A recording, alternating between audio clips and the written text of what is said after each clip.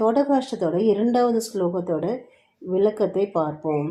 கருணா வருணாலய பாலய மாம் பவசாகர துக்க விதூன ஹிருதம் ரசயாக்கில தர்சன தத்வவிதம் பவசங்கர தேசிக மேஷரணம்.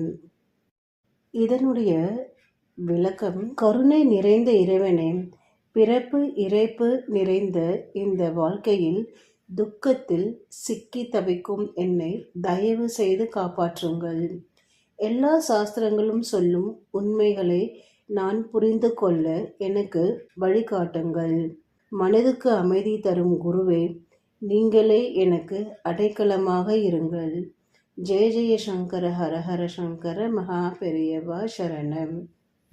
இந்த சேனலை சப்ஸ்கிரைப் செய்யவும். நன்றி, வணக்கம்.